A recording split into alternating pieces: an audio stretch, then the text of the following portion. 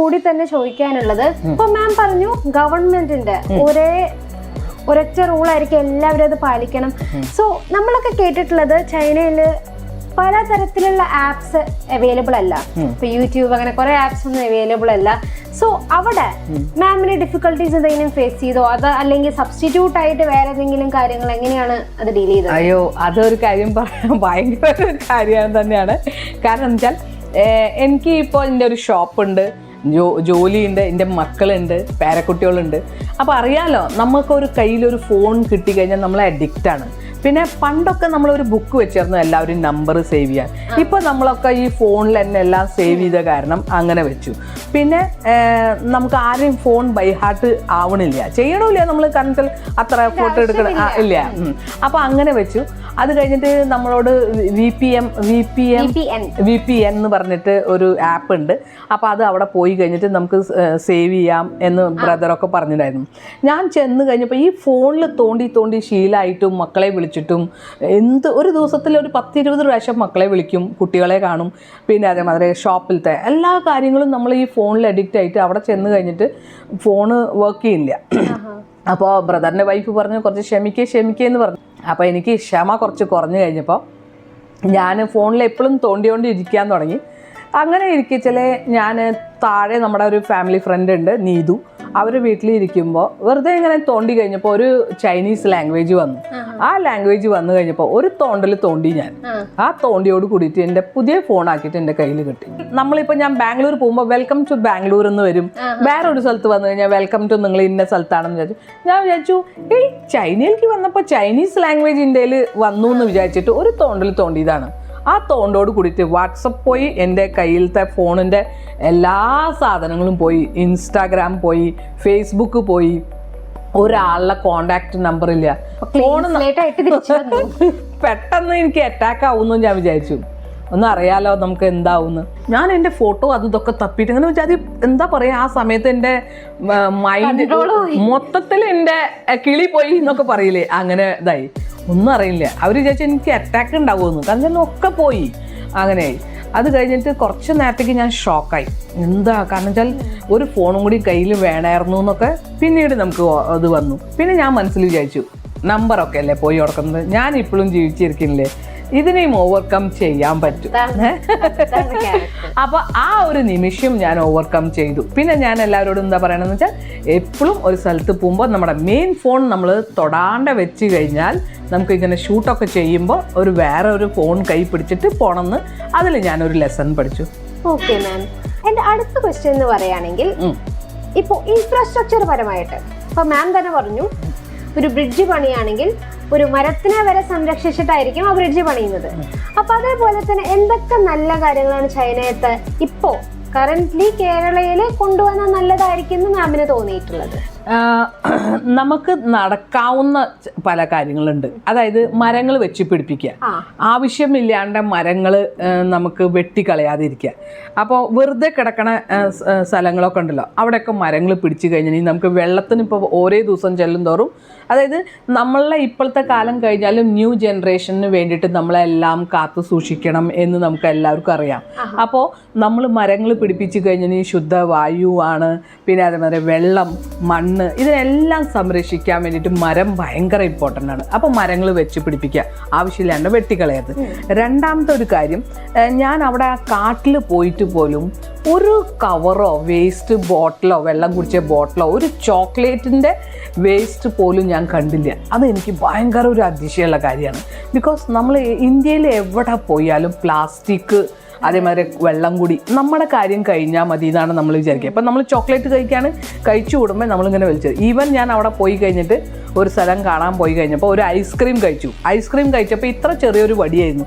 ആ വടി എനിക്ക് അവർ ചൈനീസിൻ്റെ ഡ്രസ്സ് ഇട്ടുകൊണ്ടിരിക്കുമ്പോൾ ഞാൻ ഒരൊറ്റ വലിച്ചെറിഞ്ഞു, ഒരൊറ്റ അടി അടിച്ചു. അപ്പോൾ എടുക്കാൻ പറഞ്ഞു എന്നോട്.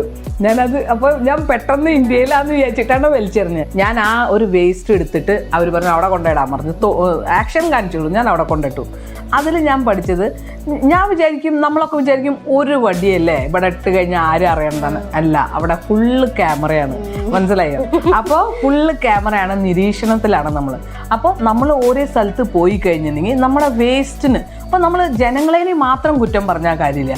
നമ്മൾ അതിനുള്ള സംവിധാനം ചെയ്തിട്ട് ഒരാൾ 2 ആൾ അതേമാതിരി വേസ്റ്റ് ഇടുന്നു, വെറുതെ വേസ്റ്റ് അവിടെ ഇവിടെ ഒന്നും ഇടാണ്ട് അങ്ങനെ ചെയ്ത് കഴിഞ്ഞാൽ തീർച്ചയായിട്ടും നമ്മുടെ നാടും നല്ല എന്താ പറയുക സ്വച്ഛ് ഭാരത് എന്നൊക്കെ പറയില്ലേ, അത് വായോണ്ട് പറഞ്ഞിട്ടും അഡ്വർടൈസും ചെയ്ത് മാത്രം പോരാ, അതിനുള്ള സൗകര്യങ്ങൾ ചെയ്ത് കൊടുത്തു കഴിഞ്ഞാൽ തീർച്ചയായിട്ടും സ്വച്ഛ് ഭാരത് കേരളം സ്വച്ഛാവും.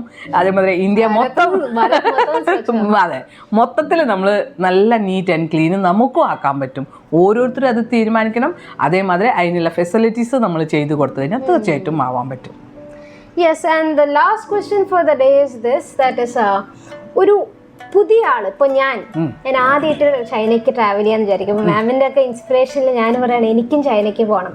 അപ്പോൾ വിസയ്ക്ക് അപ്ലൈ ചെയ്യുകയാണെങ്കിലും അങ്ങനെ ഒരു പുതിയ ട്രാവൽ ചെയ്യാൻ വരുന്ന ആൾക്ക് എന്തൊക്കെ അഡ്വൈസ് ആണ് മാം കൊടുക്കുന്നത്? അതേപോലെ തന്നെ എന്തൊക്കെ ഇപ്പോൾ ചില ഏരിയാസ് മാമിന് വിസിറ്റ് ചെയ്യാൻ പറ്റിയില്ല, അപ്പോൾ അവർക്ക് വിസിറ്റ് ചെയ്യാൻ പറ്റുന്ന ഏതൊക്കെ ഏരിയാസ് ആണ് ഒന്ന് അഡ്വൈസ് തരാം. ഓക്കെ, നല്ല ക്വസ്റ്റ്യൻസ്. കാരണം വെച്ചാൽ ഇപ്പോൾ നമ്മൾ എത്താത്ത, സ്പെഷ്യലി നമ്മുടെ മലയാളികൾ എത്താത്ത ഒരു സ്ഥലമില്ല. ബിക്കോസ് നമ്മുടെ മലയാളികൾ അത്രയും എവിടെ പോയാലും ഓവർകം ചെയ്യും. ഞാനൊരു മലയാളിയാണ്, എവിടെ ജനിച്ചാലും എന്ത് ജനിച്ചാലും എൻ്റെ അച്ഛനും അമ്മയും ഒക്കെ മലയാളികളാണ്. അപ്പം എനിക്ക് ഇപ്പം നമ്മൾ ഈ കൊറോണയൊക്കെ കാരണം നമ്മുടെ കേരളത്തിൽ അല്ലെങ്കിൽ കേരളത്തിൽ അത് തുടങ്ങിയിട്ടില്ല വിസ കൊടുക്കൽ. അതായത് ഇവിടുന്ന് നമുക്ക് വിസ അടിക്കാൻ പറ്റില്ല.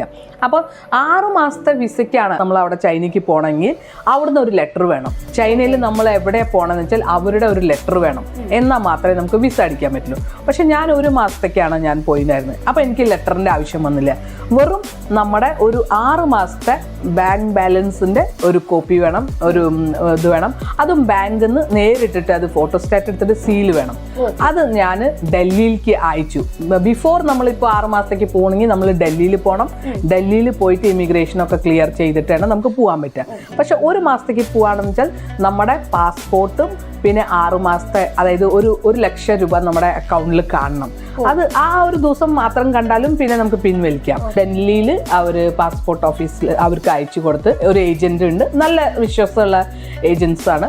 അപ്പോൾ അവർക്ക് അയച്ചു കൊടുത്തു കഴിഞ്ഞാൽ അവർ വിസ നമുക്ക് അടിച്ചു തരും. അതേമാതിരി അപ്പ് ആൻഡ് ഡൗൺ നമ്മൾ ടിക്കറ്റ് അടിച്ചു തരും. ഇതിപ്പോൾ എത്ര ടൈം എടുത്തു ഈ വിസ? എനിക്ക് ഒരു 2 ആഴ്ച കൊണ്ട് നമുക്ക് വിസയും കിട്ടി, അതേമാതിരി ടിക്കറ്റും കിട്ടി. പിന്നെ മെയിൻ നമ്മളിപ്പോൾ ഏതൊരു സ്ഥലത്തേക്ക് പുതിയൊരു സ്ഥലത്തേക്ക് വരുമ്പോൾ നമ്മൾ ആലോചിക്കണം, നമുക്ക് ഫാമിലി ഉണ്ടെങ്കിൽ നമുക്ക് കുറേ സാധനങ്ങളൊക്കെ മേടിക്കേണ്ടി വരും എന്ന് ആലോചിക്കണം. നമ്മുടെ ടിക്കറ്റിന് കുറച്ച് പിശുക്ക് കാട്ടിയിട്ട് നമ്മൾ ആ സമയത്ത് വെയിറ്റിന് കുറച്ച് കുറവ് ആക്കി കഴിഞ്ഞാൽ അതൊരു പ്രശ്നമാണ്.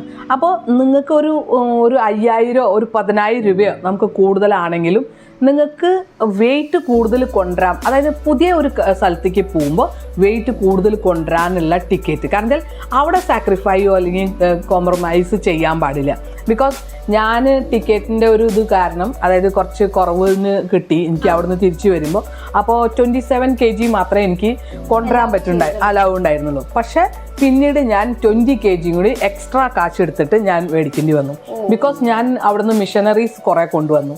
എനിക്ക് എൻ്റെ പാർലറിലേക്ക് മിഷനറീസ്, പിന്നെ എൻ്റെ മക്കൾക്ക്, പേരക്കുട്ടികൾക്ക് കാണുമ്പോൾ എല്ലാ സാധനവും മേടിക്കണം. കാരണം വെച്ചാൽ ചൈനയിൽ വില കുറവാണ്, പക്ഷെ നമുക്ക് കിട്ടാത്ത വെറൈറ്റീസ് ഐറ്റം ഉണ്ട്. അപ്പോൾ ഏത് കണ്ടാലും എനിക്ക് മേടിക്കണം, എൻ്റെ മക്കൾക്ക് മേടിക്കണം, കുട്ടികൾക്ക് മേടിക്കണം എന്ന് പറഞ്ഞിട്ട് ആയി കഴിഞ്ഞപ്പോൾ ഒരു 27 kg കൂടി എക്സ്ട്രാ എടുത്തിട്ട് എനിക്ക് വന്നു. അപ്പോൾ അതെന്താണെന്ന് വെച്ചാൽ നമ്മൾ മുന്നേ ആ ടിക്കറ്റിൻ്റെ ഒരു പിശുക്ക് കാട്ടിയില്ലെങ്കിൽ നമുക്ക് അത് നമ്മുടെ ആദ്യം തന്നെ നമുക്ക് കിട്ടിയായിരുന്നു. അപ്പോൾ അങ്ങനത്തെ ഒരു ചതിയിൽ പെടാതിരിക്കാൻ നോക്കണം. എത്രയാണ് ചൈനീസിൻ്റെ? ഇപ്പോൾ എനിക്ക് ആക്ച്വലി വിസ 9000 ആണ്. പിന്നെ അതേമാതിരി അപ്പ് ആൻഡ് ഡൗൺ എന്ന് പറഞ്ഞാൽ അത് നമുക്ക് പറയാൻ പറ്റില്ല ടിക്കറ്റിന്റെ കാശ്. ആ സമയത്ത് നമ്മൾ ബിഫോർ ഒരു 3 months ബിഫോർ നമ്മൾ ഒരു ടിക്കറ്റ് എടുക്കുകയാണെങ്കിൽ നമുക്ക് കുറച്ച് കാശേ ആവുള്ളൂ. അപ്പോൾ അത് നോക്കണ്ട. ചൈനീസ് വിസയ്ക്ക് 9500 അതോ 200 അങ്ങനെ ആയുള്ളൂ. അത്ര 10,000 വെക്കുക, അത്രേ വരുന്നുള്ളൂ. അത് നമ്മുടെ പാസ്പോർട്ട് അയച്ചു കഴിഞ്ഞാൽ ഈ പാസ്പോർട്ടിൽ വിസ സീൽ ചെയ്തിട്ട് നമുക്ക് തരും. ഈ മലയാളി ഏജന്റാണ് ഡൽഹിയിൽ. അതെ അതെ. 2 ആഴ്ച കൊണ്ട് നമ്മുടെ കാര്യങ്ങളൊക്കെ ശരിയായി. ഓക്കെ, സോ ഇതൊക്കെയായിരുന്നു എൻ്റെ മെയിൻ ക്വസ്റ്റ്യൻസ്. അപ്പോൾ I hope I answered all of your question as well. നിങ്ങൾ എല്ലാവരുടെയും ക്വസ്റ്റ്യൻ ഇതിൽ കൂടെ ആൻസർ ചെയ്തു എന്ന് വിചാരിക്കുന്നു. പിന്നെ ഇനി ഫൈനൽ തോട്ട്സ് മാം, അവസാനമായിട്ട് എന്തെങ്കിലും നമ്മുടെ ഓഡിയൻസിനോട് പറയാനോ? അല്ല, എല്ലാവരും നമുക്ക് കിട്ടണ ചാൻസ്. ഇപ്പോൾ ഞാനിപ്പോൾ പഠിക്കാൻ വേണ്ടിയിട്ടാണ് പോയിട്ടുണ്ടായിരുന്നത്. അപ്പോൾ എനിക്ക് 1 മാസമൊക്കെ വേണ്ടി വന്നു. ഇല്ലെങ്കിലും നമുക്ക് 1 ആഴ്ച 2 ആഴ്ചയ്ക്ക് വേണ്ടിയിട്ടൊക്കെ നമ്മൾ ഓരോ സ്ഥലത്തേക്ക് കറങ്ങാൻ പോയി കഴിഞ്ഞാൽ ഒരു കുഴപ്പമില്ല. മുൻപേ ഒക്കെ നമ്മൾ ഓരോ കൺട്രി, അറിയാത്ത കൺട്രിയിൽ നമ്മൾ ചതിയിൽ പെടുക, അതൊക്കെ നമുക്ക് പല കാര്യങ്ങളുണ്ടായിരുന്നു. പക്ഷേ എല്ലായിടത്തും നമുക്ക് സേഫാണ്, ഒരു പേടിയും പേടിക്കേണ്ട. എവിടെ വേണമെങ്കിലും പോവാം, നല്ല ഫ്രീ ആണ്, സേഫാണ്, എല്ലായിടത്തേക്കും പോവാൻ. മലയാളീസ് തന്നെ ഇവിടെ കുറേ എസ്പെഷ്യലി ഞാൻ തിരിച്ചു വരുമ്പോൾ ഒറ്റയ്ക്കാണ് വന്നത്. ഞാൻ ഇതുവരെ വന്നിട്ടില്ല. ഈ ടെർമിനലിൽ പിന്നെ ഒരു ബോർഡിലാണ് നമ്മുടെ ഫ്ലൈറ്റിൻ്റെ നമ്പർ നോക്കണം, ടിക്കറ്റിൻ്റെ നമ്പർ നോക്കണം, സീറ്റിൻ്റെ നമ്പർ നോക്കണം. അപ്പോൾ വലിയ ടി വിയിൽ വരും എന്നൊക്കെ പറഞ്ഞിട്ട്. അപ്പോൾ ആക്ച്വലി ഞാൻ അവിടുന്ന് വരുമ്പോൾ ചൈനയിൽ നിന്ന് എന്നെ കയറ്റി വിട്ടു. പിന്നെ കൊലലംപൂറിലാണ് നമ്മൾ ഇറങ്ങിയത്. 4 മണിക്കൂർ കഴിഞ്ഞിട്ട് അവിടുന്ന് നമുക്ക് ഇതുണ്ട്. അപ്പോൾ അവിടുന്ന് ആ ഫ്ലൈറ്റിൽ ഇറങ്ങി ഏത് ടെർമിനലിൽ വരികയാണെന്നൊക്കെ എനിക്ക് അറിയേണ്ടായിരുന്നില്ല.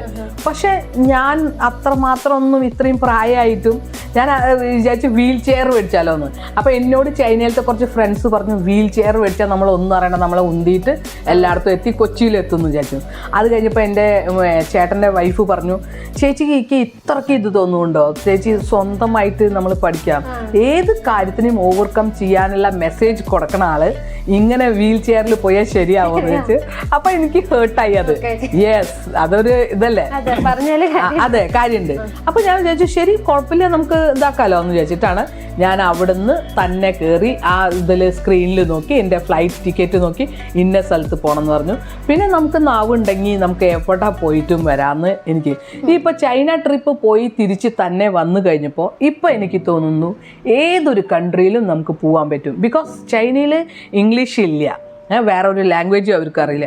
എന്നിട്ട് അവിടുന്ന് നമുക്ക് തന്നെ വരാമെന്ന് വെച്ചാൽ ഈ ബാക്കിയുള്ള സ്ഥലത്തൊക്കെ ഇംഗ്ലീഷൊക്കെ നമുക്ക് അറിയാൻ പറ്റും. അപ്പോൾ അതുകൊണ്ട് ഏത് സ്ഥലത്തേക്കും ധൈര്യമുണ്ട് എങ്കിൽ നമുക്ക് പോയിട്ട് വരാമെന്നാണ് എനിക്ക് എല്ലാവർക്കും തരാനുള്ള മെസ്സേജ്. ഈ ചോദ്യങ്ങളൊക്കെയാണ് നിങ്ങൾക്ക് എല്ലാവർക്കും മനസ്സിലുണ്ടാവുക എന്ന് വിചാരിക്കുന്നു. ഇല്ലെങ്കിൽ കമൻറ്റ് ബിലോ നിങ്ങൾക്ക് എന്തെങ്കിലും ഇനി ചോദിക്കാനുണ്ടെങ്കിൽ നമുക്ക് അതോട് കൂടിയിട്ട് പറഞ്ഞു തരാം. Bye friends. ബൈ.